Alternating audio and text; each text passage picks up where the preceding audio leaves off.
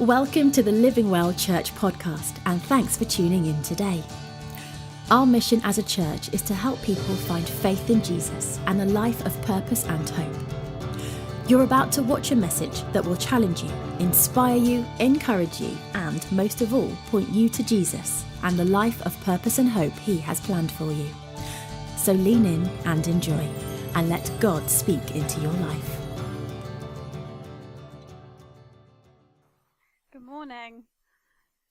I love God. I love the way He works. I get into church this morning and Jim Goldswain approaches me with a bit of a reading from Ecclesiastes 3. And I'm starting a little bit this morning by reading from Ecclesiastes 3. And the word that he's brought fits in perfectly, so he's going to come up and read at the end. And then Chris gets up and does communion and basically steals my preach, even though he knows nothing about it, because I'm speaking about wells and living water. So you can switch off for about 20 minutes till Jim comes back up here, and then you've pretty much got everything. Cut out the middleman. But now I'm going to start by reading Ecclesiastes 3, as I've advertised it to you all. It's quite a famous passage, and it's about the times and seasons of our lives. So it says in Ecclesiastes 3, there is a time for everything, and a season for every activity under the heavens. There is a time to be born and a time to die. There is a time to plant and a time to uproot. There is a time to kill and a time to heal. There is a time to tear down and there is a time to build. There is a time to weep and a time to laugh, a time to mourn and a time to dance, a time to scatter stones and a time to gather them, a time to embrace and a time to refrain from embracing, a time to search and a time to give up, a time to keep and a time to throw away, a time to tear and a time to mend, a time to tear down and a time to build, a time to be silent and a time to speak, a time to love and a time to hate, and a time for war and a time for peace. And as I finish this series on living well and how do we live well, it's important to note that there are seasons that we go through in our lives, and I'm sure some seasons we enjoy a time to love more than we enjoy some others, a time to hate. And some cause a lot more hard work than the others, a time to build, for example, and a time to mend than some of the other things. And what I want to speak on this morning is those seasons which are just tough, those seasons where we just spend building, or those seasons where we just spend, it seems, day to day, every day, working hard. And sometimes we might not feel that we're being a great Christian in those times. We're not seeing miracles happen. We're not seeing great signs and wonders. We are simply every day getting up and just working hard. And you know, in 2 Timothy 2 verse 3, it says that as a Christian we will endure hardship. In 2 Timothy chapter 4, it again reiterates that we should endure hardship. And sometimes as a Christian, we just go through seasons in our life which are tough. And I'm hoping that the message this morning is going to encourage you. If you're in that season right now, it's going to encourage you. And if you're not in that season, then I'm sure at some point in your life you will be. Sorry about that news. Hello, everyone. And I'm hoping that it will encourage you in that season. So I want to talk about, and I'm going to look at these seasons of hardship, these seasons where we just get up and we have to work hard, by looking at wells.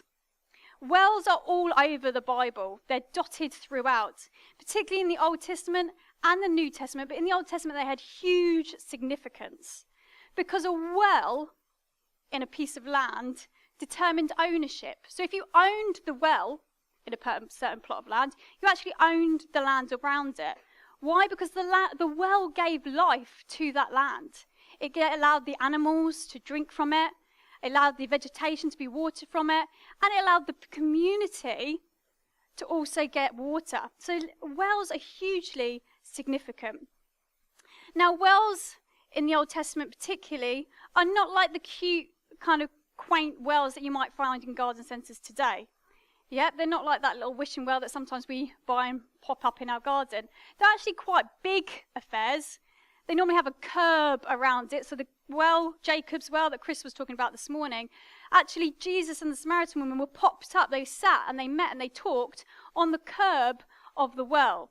So they're quite big affairs. Some wells even had steps going down into them, which illustrates how big they were. Some wells were manned each day, and that man draw water out for you. Most wells, as a community, you would go certain points and you would draw water out. So they were quite a hub, a meeting place, a busy place. Maybe like Tesco's round the corner. Often you might bump into somebody you know in the coffee aisle, let's say. For me, it will always be the chocolate aisle, aisle 14. And that's where, yes, I know that number. And that's where you would meet people and you would go and get what you need to get, like chocolate, for survival. Wells, as I said, are all over the Bible. So in Genesis 21, a lady called Hagar, who is Abraham's kind of maidservant, at the well, the Lord opens her eyes so that she can see the well to get water that she needs to survive.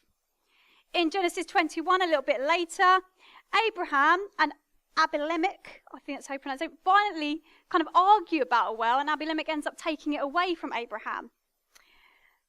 Isaac, his servant, goes and he meets Rebecca by the well. A really romantic kind of meeting that is, if you've ever read it. It's a wonderful meeting. And Jacob then falls in love with Rachel at the well. Moses, after fleeing to Midian, sat at the well and meets his future in-laws. So we have quite a romantic little thing by the well. All our single people are going to go from this service and hunt for wells, I think, maybe.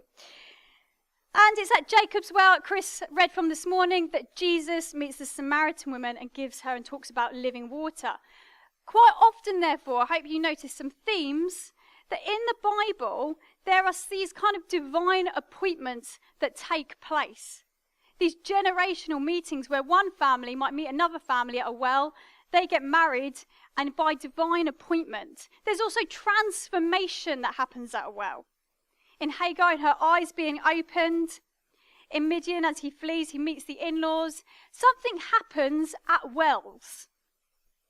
They have huge significance in the Bible. And so what I'm going to look at this morning is, what happens though with a well in the first place? We can't get water.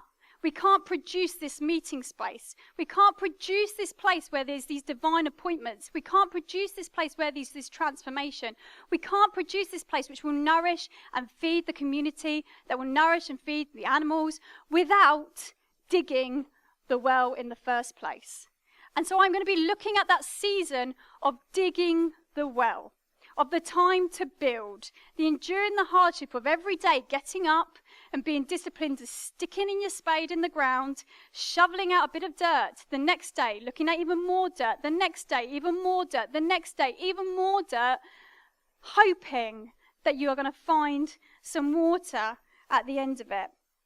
I'm going to do quite a bit of reading from the Bible. I hope you don't mind. You can turn with me to Genesis 26, where we hear about a chap who literally spends some time digging wells. It's the story of Isaac finding some wells. It says, now there was famine in the land. So the land was already dry, was already a bit barren, as Chris has told us about when he dropped down in Egypt. Besides the previous famine in Abraham's time, and Isaac went to Abimelech, the king of the Philistines in Gerar. The Lord appeared to Isaac and said, do not go down to Egypt. Live in the land where I tell you to live. Stay in this land for a while, and I will be with you and bless you. For you and your descendants I will give all these lands, and will confirm the oath I swore to your father Abraham. I will make your descendants as numerous as the stars in the sky, and I will give them all these lands.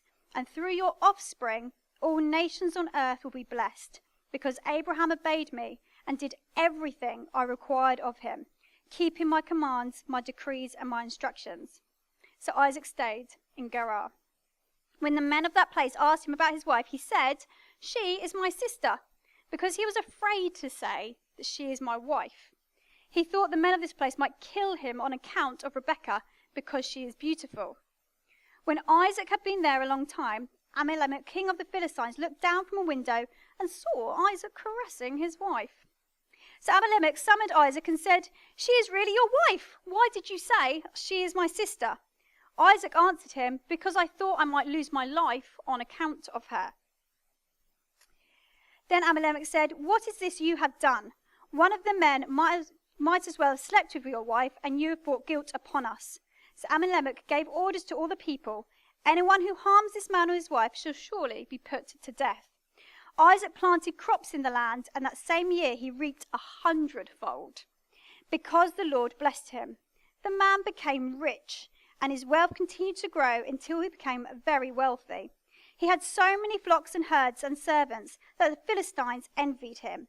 So all the wells that his father's servants had dug in the time of his father Abraham, the Philistines stopped up, filling them with earth. Then Abimelech said to Isaac, "Move away from us. You have become too powerful for us." So Isaac moved away from there and camped in the valley of Gerar, where he settled. Isaac reopened the wells that had been dug in the time of his father Abraham, which the Philistines had stopped up after Abraham died, and he gave them the same names his father had given them. Isaac's servants dug in the valley and discovered a well of fresh water there. But the herdsmen of Gerar quarreled with those of Isaac and said, "This water is ours." So he named the well Esk, because he disputed with them. Then they dug another well, but they quarreled over that one also. So he named it Sitnah.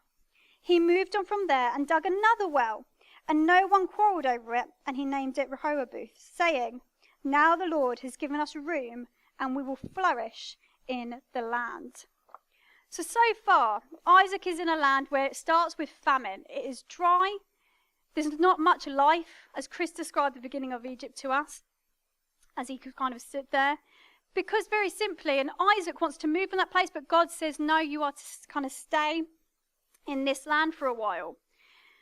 And so therefore, surrounded by these dry times, Isaac goes and he digs some wells. A very practical solution to the problem. Okay, there's famine, let's go, let's find water, let's reopen the wells of my father. So the first thing I want to ask you is, in your life, if it's dry or hard times, in these times of hardship, are we looking to locate and start digging wells? Are we each day thinking with our spiritual walk and in our relationship with Christ that each day actually we should be putting in our spade and digging that bit deeper to unfold the living water that's inside of us, to get closer to Christ and to unravel what God has put within us? Because Jesus has placed living water.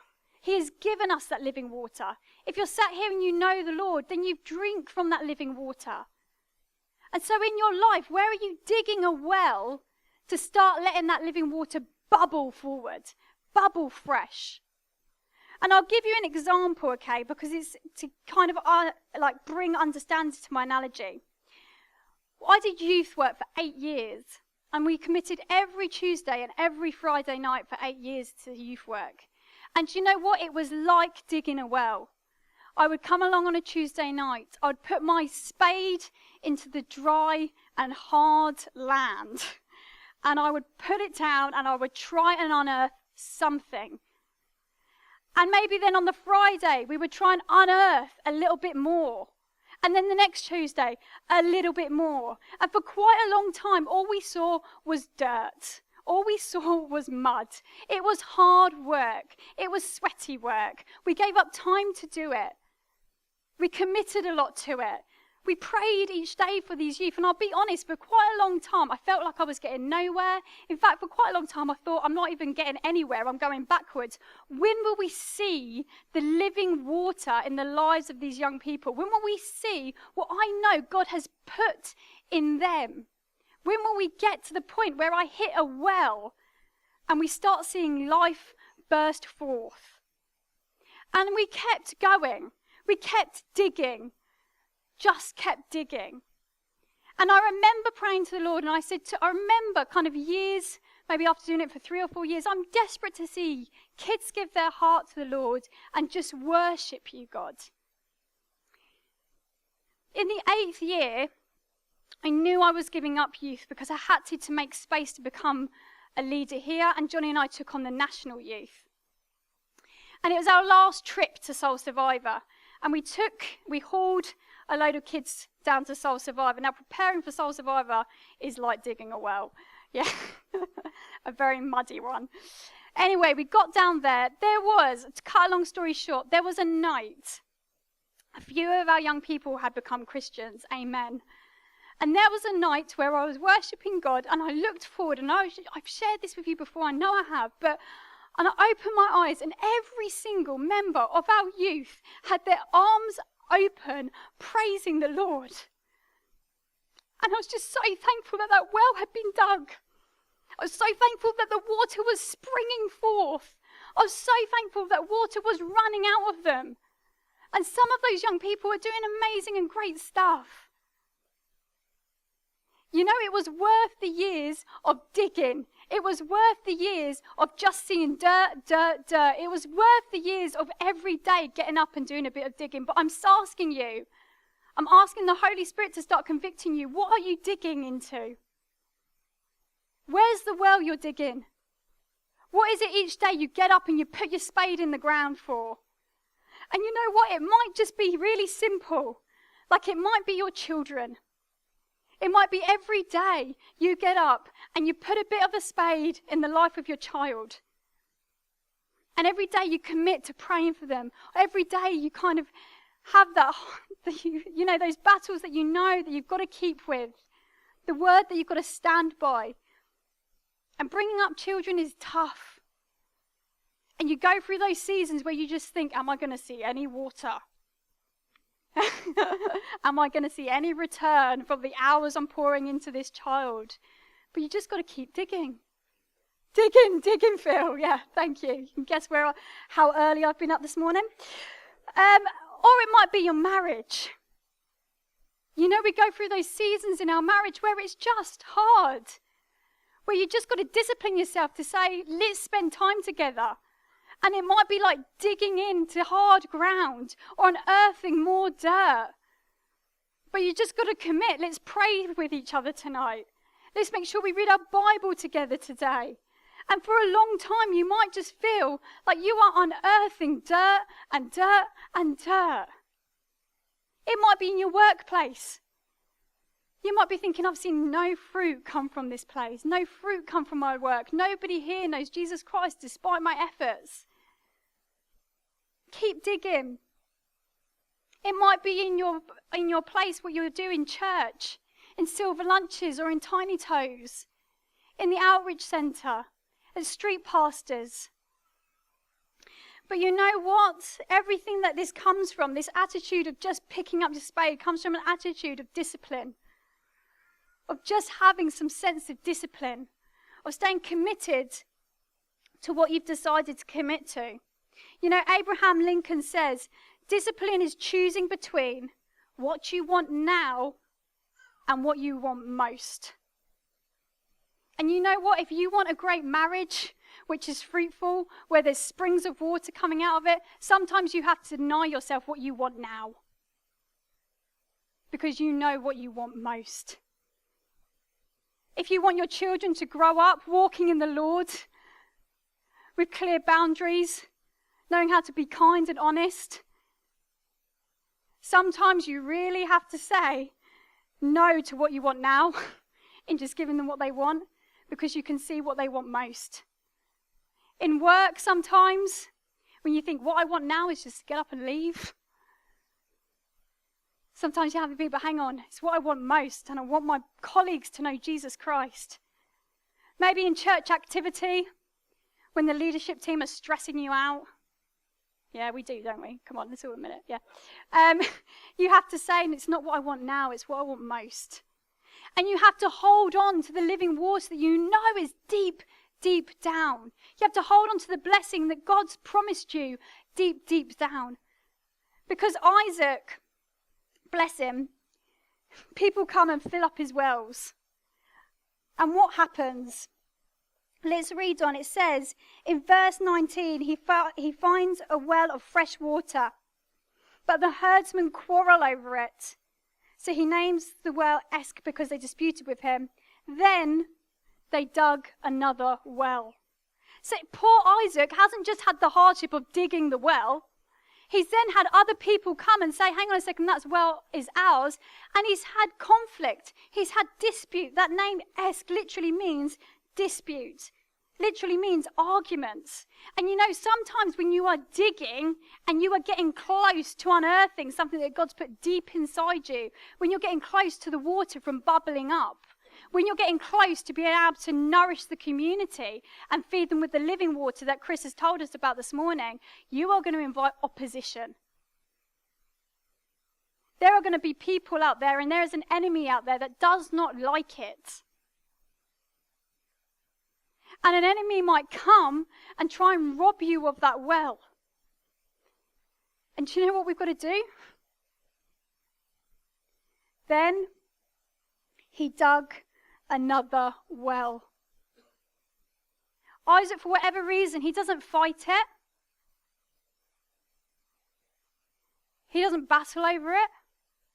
He moves on and goes, I'll just dig another well. And he moves on and he digs even more dirt and dirt each day, putting his spade in each day. And then they quarrel over another one. So he named it Sitnar, and Sitnar literally means accuser. So perhaps in this instance, he's literally having accusations thrown at him. So again, be ready. As you are digging that well, as springs of water is about to burst out of Tiny Toes, is about to burst out of Alpha, is about to burst out of your marriage, is about to burst out of your family, is about to burst out of that workplace, accusations might be hauled at you. Accusations might come flying at you. And guess what you do? You pick up your spade and you dig another well. So he moved on from there and dug another well, and no one quarreled over it. And he says, now the Lord has given us room, and we will flourish in this land. He has huge perseverance, does Isaac. Despite disputes, despite accusations, despite closed doors, despite the enemy trying to fill them up, despite the hard, labour-intensive job of building a well, he moves on until he finds a place where there is room. And we can learn significantly from this, that there is a well ready, there is living water within you. But you need to find where there is room for that water to also spill out. And I want to look at kind of spiritual water in this instance, spiritual giftings. Because also in this passage, what's really significant is Isaac goes and reopens well of Abraham. There's legacy here. So he's going back to his father and finding those wells. And you know, within you, there's legacy. Within you, there's things that has happened long ago that God's bringing forth and wants you to reopen. Maybe it is the spiritual water that God gave Moses, the intimacy of God. Maybe it is the living water that he put in Noah, that water of real faith. Maybe it's the boldness and courage that we see in Joshua. Maybe it's that heart of worship that we see in David. Maybe it's the wisdom that we see in Solomon. Maybe it's the selflessness we see in Nehemiah. Maybe it's the prophecy we see in Ezekiel. Maybe it's the determination to proclaim the gospel we see in the apostles. And so there are wells of our Christian forefathers going back over generations that I believe are inside of us that we need to reopen, but we've got to ask, where is there room for this? So maybe you have the gift of worship, and for whatever reason, whenever you've tried to get into the worship team, or whenever you've tried to do burn, it's been filled. That well's been filled. And maybe because you're meant to be worshipping in with the kids or worshipping with the youth. Maybe you've got that well of real wisdom and you're thinking, where am I meant to be using this? I've tried to use it within the church, but actually it's just been filled. I meet opposition or accusations. So you move somewhere else. And you use that wisdom, that God-given prophetic wisdom in your workplace. And suddenly you see springs burst forward. Sometimes we need to really pray about where has God given us room where we will flourish in the land. Location. I was about to say location then, to see if anybody was as sad as me and watched that program. Check you were listening. Phil is good. But sometimes location is just as key as the gifting as what's inside of us. It is here. And so with that, I just want to wrap this up, that actually there's two things I want to say this morning. That if every day at the moment is a bit hard, if every day it's like digging dirt, please hold on. Because there is spiritual water deep below. And that is what you are digging for. And secondly, if you know that water is within you, you know a gifting's within you, look for your location. Look for the land. Look for where you're meant to be building your well. And so I'm going to invite Jim up. Where is he? Here he is. Thank you, Jim. And he's going to close this service, if it's okay. Joe, if I can grab this mic. Sorry, close my sermon. By reading what he brought to me this morning, because it is that message of encouragement. It's that message of keep going.